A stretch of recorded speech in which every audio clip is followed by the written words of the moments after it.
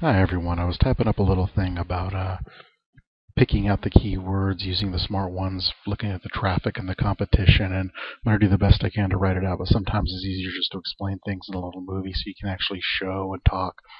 So the first thing I talked about is, hey, let's pick out 20 terms that we're curious about. So I've actually only done 7 right here, but you can see my terms in a little spreadsheet. Science fiction book, ebook, okay, down the line.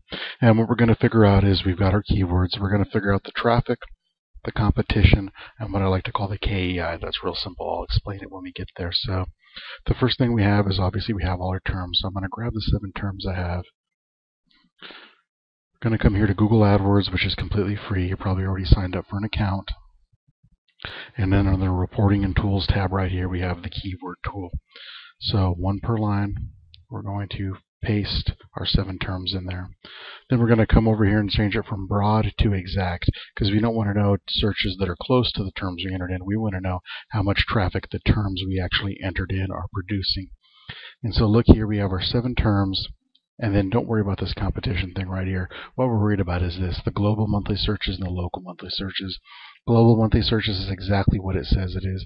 It's the number of people that have searched for your term across the world each month.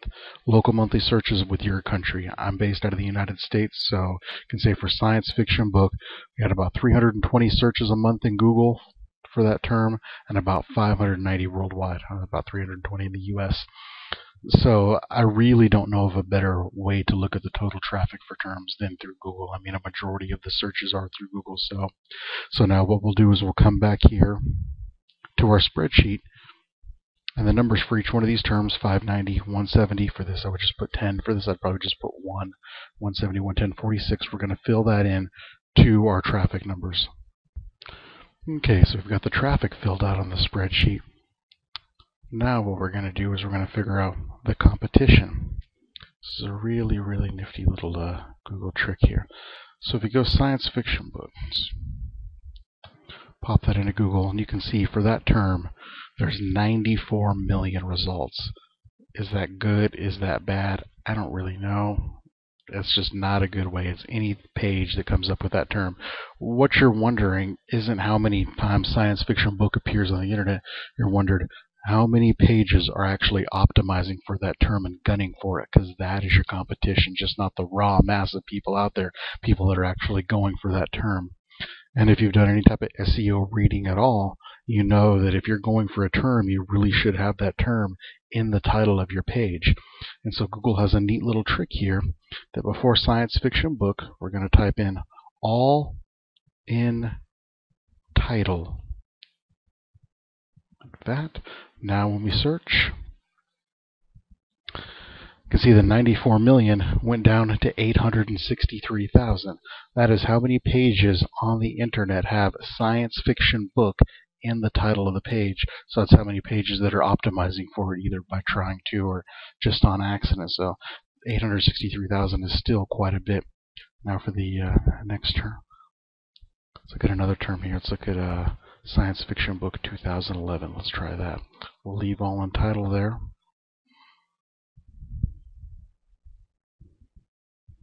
Oh, there we go. For science fiction book 2011, that's more like it. You can see, actually, let's do this. So science fiction book 2011, 228 million results across the internet. Wow, that's like, what, over twice the one that had our first term. But then when we put in all in title to see not just the total occurrences, but people that are actually optimizing for it, it's down to 461, a lot less. That's actually a decent number. So we're going to do that for each one of you. If you've got 20 terms, you're going to go through and do that for each one of them and just take that 461, and then we're going to put that in here as the competition. Okay, so now we've got each one of our terms. We've got the traffic that total Google sends to those terms. And then we have the competition, the number of pages that are competing for these terms. And so like I said, this is real short. I only did 7, but if you have 20, it'd be a little longer. Now what we're going to do is KEI, and there's a lot of different terms you can call this, but it's all basically the same thing. What KEI stands for is Keyword Efficiency Index.